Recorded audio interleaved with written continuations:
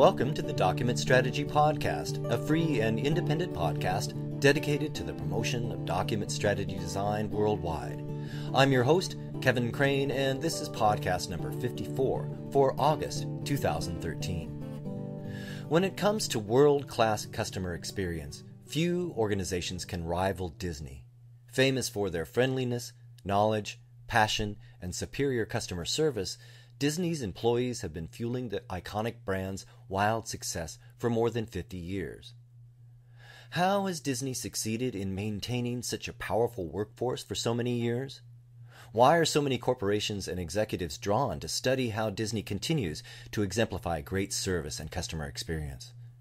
What can companies and organizations in the document and customer communications industries do to adopt some of Disney's key success strategies? That's what I'll be asking my guest today, Doug Lipp, author of the book Disney U, How Disney University Develops the World's Most Engaged, Loyal, and Customer-Centric Employees. Doug was there at the beginning of the foundation of Disney University, Disney's famous employee training program, and he'll share stories of his time with Van France, innovative founder of Disney U, as well as steps companies can take today to empower and inspire their employees and in turn provide a superior experience for their customers. All of that and more on this episode of the Document Strategy Podcast. This episode of the Document Strategy Podcast is sponsored by Pro Channel Manager from Crawford Technologies. Are you able to deliver important communications to your customers when, where, and how they want it? With Pro Channel Manager from Crawford Technologies, you can. Deliver critical customer communications to leading digital mailbox services. Manage all customer preferences for communication delivery from one database. Realize your portion of billions of dollars in printing and mailing savings with Pro Channel Manager. Best of all, you reach your best customers where, when, and how they want it. Find out more about Pro Channel Manager at crawfordtech.com. That's www.crawfordtech.com. Document-strategy.com. That's where you'll find everything you need to design a document strategy with real-world benefits, including my book, Designing a Document Strategy, now available in ebook format. It's the same book that's sold in over 30 countries and includes a 5-phase document strategy design model to guide your efforts and ensure your success. Designing a Document Strategy, now available in ebook format. It's only $5.94 at Amazon. Sure, you can look it up there, or you can just go to document-strategy.com. That's document-strategy.com, your real-world resource for document strategy design.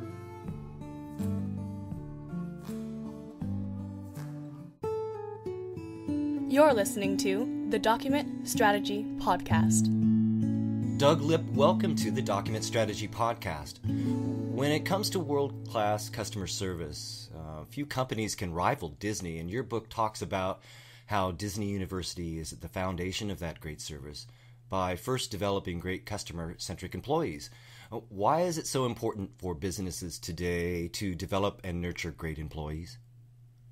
Well, Kevin, that's kind of the million-dollar question for a lot of companies, regardless of the business they're in, whether they're in healthcare or they are not-for-profits or for-profits. And that seems to be the differentiating factor of attracting and holding on to employees and staff, reducing turnover costs, which can eviscerate an organization, and likewise differentiating oneself from the competition, because quite frankly, most of us sell a commodity product or a commodity service, and even though we might think we're amazingly unique, most of us aren't, and Disney is right up there. I mean, how sexy are parades and overpriced popcorn and cotton candy? It's not that sexy, but Disney has found a way over the years, as have many companies, to step away from the competition. Well, your book talks, it's a captivating account of the early days of Disney and your relationship with Van France, the founder of Disney University. And you say that Van France forever changed the profession of employee training and development. How so?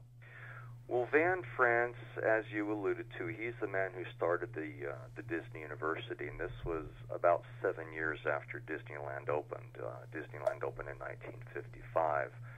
Van was hired by Walt to populate Disneyland with the employees, the cast members, who would help Walt create the happiest place on earth. And Walt basically said, look, we've spent all this money on the hardware, on the facility, on the plant, buildings, restaurants, etc. Now we just need to populate it with people who are going to be smiling, engaging, so that we can complete this whole picture called the happiest place on earth, Disneyland. And I wrote about Van because he's not widely known, yet the concepts that he brought to training, and of course they're not all his alone, the concepts that he brought to life that in many cases were Walt's, indeed have transformed the organizational development and training field. And quite frankly, a lot of organizations have spent tremendous amounts of time, energy, and money studying the Disney way. I was fascinated by the way you talked about pulling back the curtain on the two worlds of Disney, on stage and backstage. Can you describe that and what it can mean for companies today attempting to make the most of their service and their customer experience? Yeah, the show business concept, Kevin, is something that Van and Walt worked on because nobody really knew what this concept of a theme park was going to be. Everybody had been to midways at state fairs or local fairs that, quite frankly, were probably less than ideal environments as far as cleanliness and friendliness. And so using these show business concepts, Walt and Van created some real clarity for employees, and I think that's more important than the nouns and verbs used. It was basically when you're on stage, you're engaged with employees and customers. So whether that on stage in your business is electronic or whether it's actually face-to-face doesn't really matter. And in fact, I use a lot of quotes in Disney U because they really tell a story, and many of these have never been published before. But one of the great Van France-isms is this: a maxim of the movie industry is that it takes a happy crew to produce a happy show. And quite frankly, Disney spends as much time, energy, and money making sure that cast members are taken care of as they do for the external guests. And that's, quite frankly, a missing link with a lot of organizations. They'll put all their energy into the end user and in some cases run roughshod over their own employees. Well, my own book is subtitled Documents, Technology, and People, and we often spend so much time thinking about the documents and the technology that we can forget about the people that are involved. Yeah. Your book, it's really broken down. The chapters are presented in lessons, and one lesson of your book discusses this very idea, the idea of capturing hearts and minds, and Disney certainly does that. How can companies capture the hearts and minds of their customers by first capturing the hearts and minds of their employees? Well, it's really about being believable and having trust. The idea that the thing that I see all too often is the equivalent of a poster on a wall that says, "Our employees are our most important asset," or "Our customers are number one." Those sound great. Everybody has that. There isn't a single business out there that's going to say, "Our employees are the worst in the world and we hate our customers." But all too often I see employees that are treated with disdain or ignored or something worse than that. And likewise, many of us as customers feel neutral at best about those that serve us. And so really the thing about Disney and Disney University is if it's going to be brought to life on stage, then what we do backstage, how we treat each other, is vitally important. So let me give you an example. At Disney University, when we would conduct new hire orientations, we made sure the night before that our training room was completely set up. It was pristine. It was as nice as if we were inviting paying customers to come in. And then when our newly hired employees would show up the next morning, even if they showed up a half an hour earlier than the allotted time, we would welcome them, we would greet them, we had music playing, and we kept them engaged throughout the day. And so really one of the messages of capturing hearts and minds is, using the overused phrase walk the talk, is that if we're going to talk about great service and great teamwork, then we have to demonstrate that as a training team. And then to top it off, at the end of, for example, 7 hours of sprinkling pixie dust on our new hires' heads and getting them all excited about working at the park, we would take them through the park during the last hour of orientation. And this is during operating hours. And you might have 80, 90, 100,000 people in the park, Kevin. And we had spent the first 7 hours talking about how clean and friendly and teamwork-oriented the park is, but that's just talking. At that last hour is where it all would sink in and we would capture their hearts. Because during that 1 hour tour, Kevin, my newly hired cast members would see multiple examples of executives and employees who were not custodians walking across the park, going to and from meetings or breaks, bending over and picking up trash. Now I've captured their hearts and they're going to follow through on picking up trash themselves. It's time for a short break. I'm speaking with Doug Lipp, author of the book Disney U, How Disney University Develops the World's Most Engaged, Loyal, and Customer-Centric Employees. When we get back, I'll ask Doug to talk more about Disney and how some of the fundamental successes of Disney can be adopted and used by companies of all kinds. So stick around. We'll be right back with this episode of the Document Strategy Podcast. Do you have great ideas but need expert writing skills to make them leap from the page? Do you have a great product or service that needs better exposure to new customers, potential partners, or the media? Do you need help with a communication strategy that will grow your business and bring about real-world bottom-line results? Craine Communications Group is a custom writing and communications agency focused on the document processing and information technology industries. We focus on your key messages and get results with expert writing and editing, audio success stories and custom podcasts, effective media relations, and dependable and professional customer service. Contact us today at www.cranegroup.com. That's C-R-A-I-N-E, cranegroup.com.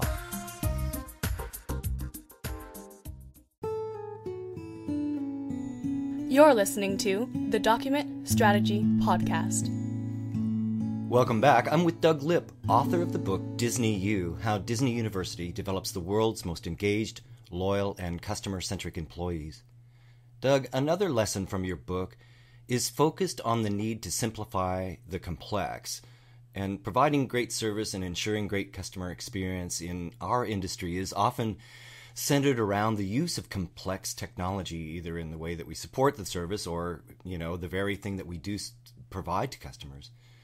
Unfortunately, as a result, technology can often surface as a barrier or a frustration.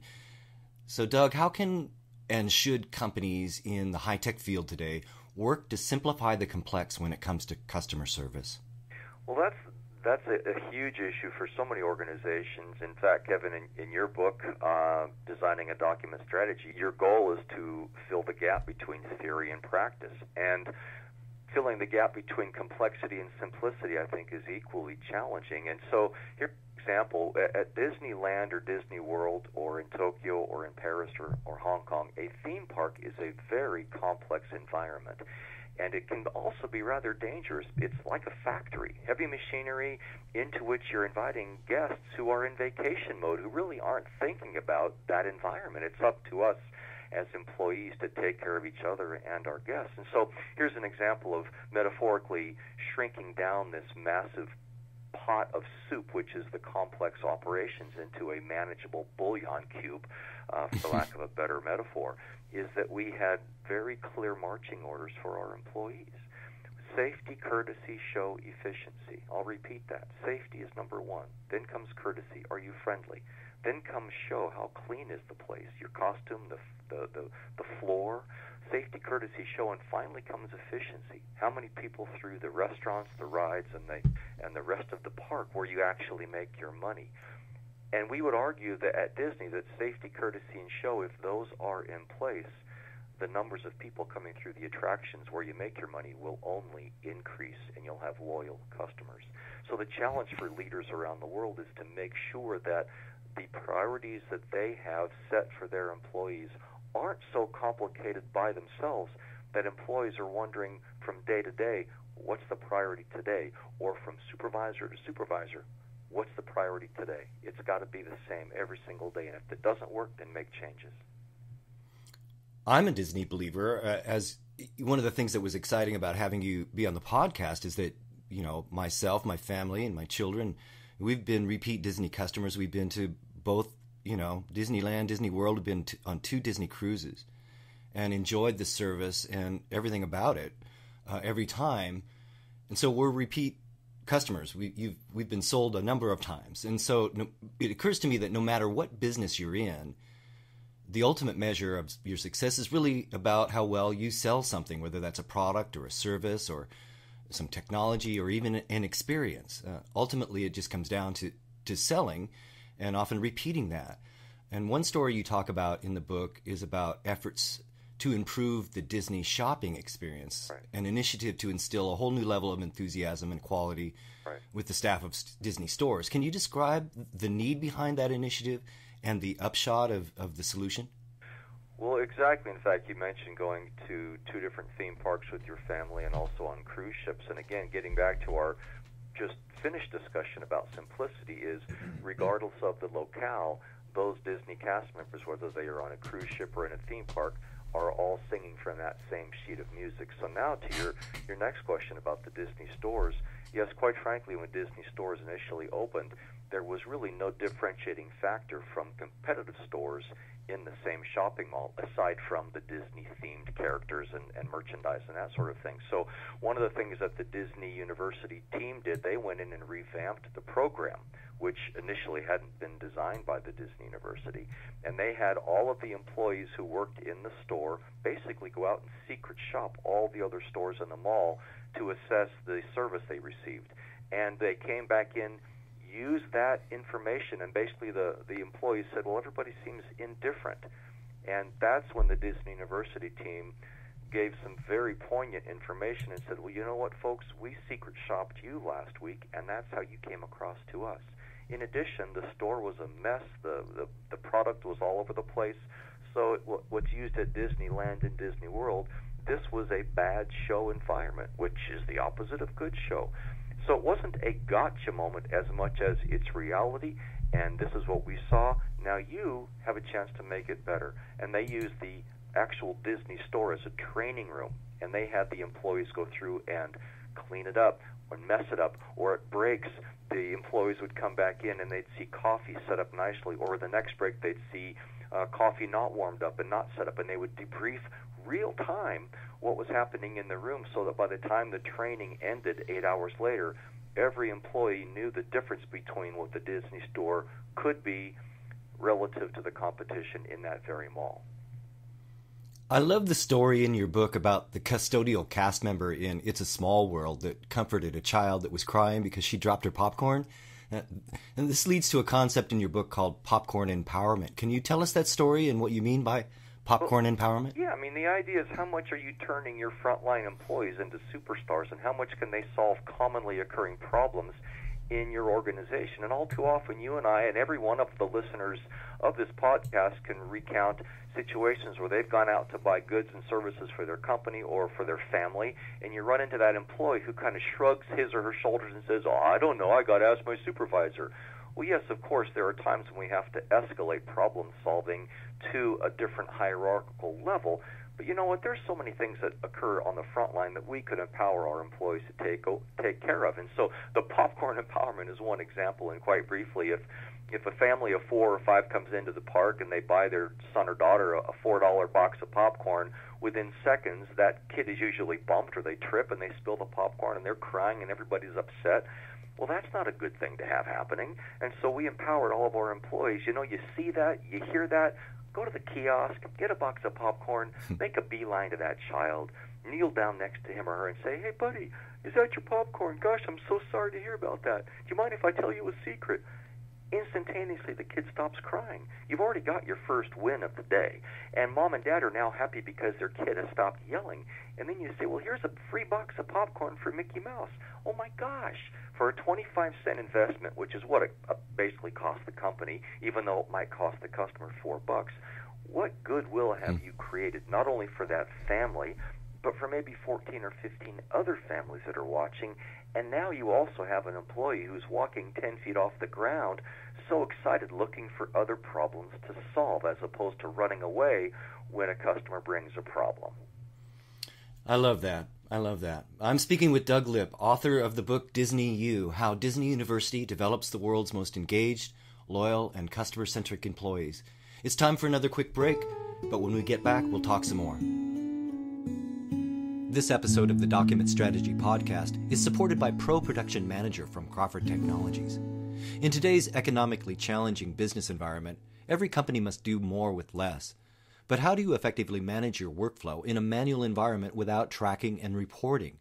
With Pro Production Manager from Crawford Technologies, you can implement end-to-end workflow management and reporting. Find the solution that best fits your environment with a modular design approach. Get more from your current equipment investment by integrating, not replacing. Find out more about Pro Production Manager at crawfordtech.com. That's Crawford, Tech.com.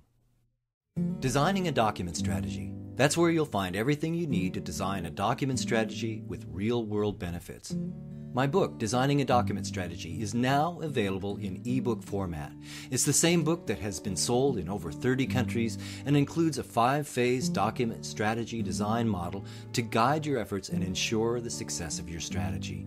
Designing a Document Strategy, now available in ebook format.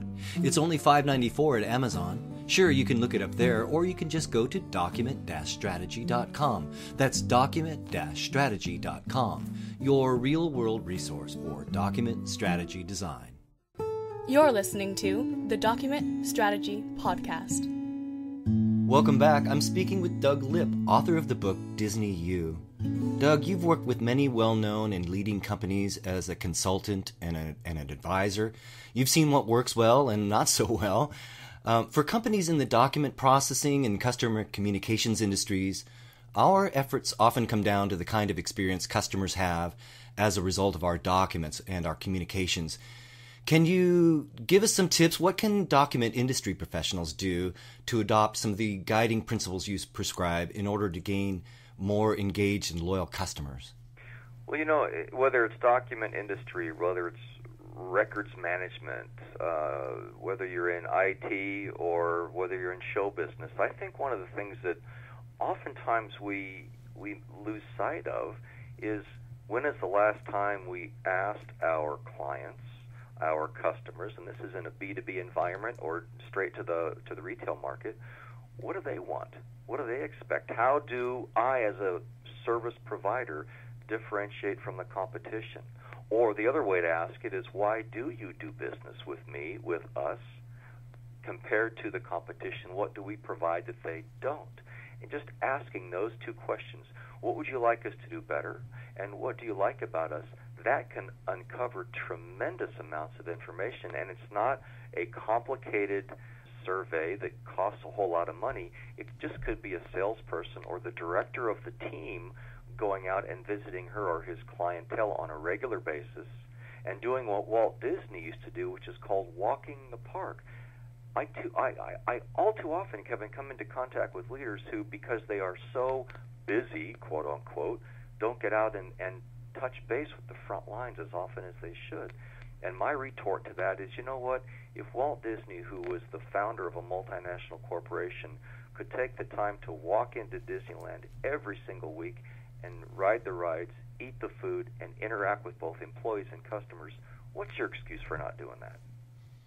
I'm speaking with Doug Lipp, author of the book Disney U, How Disney University Develops the World's Most Engaged, Loyal, and Customer-Centric Employees. Doug, you have a lot of praise in your book for Van France, founder of Disney University, and his innovation in developing great employees.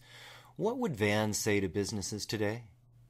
With the mindset that we took at Disney and Van France taught all of us, and it really is, I think, important in this day and age when everybody's complaining about headcount and budgets and all that stuff. And his quote is this: "Money might be tight, creativity is free." Doug, I really want to thank you for being a guest on the podcast today. Your book is everywhere online and in bookstores, but how can folks contact you and learn more? Well, I have LinkedIn, of course, Facebook. I've got a Twitter account at Doug Lipp. Hashtag DisneyU is out there in Twitter. And my email, if people want to send me a question, if they've got a comment, it's doug@douglipp.com. And I'm happy to engage people in discussion about questions they have themselves about their organization and their service. That's Doug Lipp. His book is Disney U. Doug, it's been great speaking with you today. Thanks a lot for spending some time on the podcast. My pleasure, Kevin. Thanks very much. That'll do it for this episode of the Document Strategy Podcast. Join us next time when we continue to explore methods, technologies, and techniques to design real-world document strategies with bottom-line benefits. I'm your host, Kevin Craine. Thanks for listening.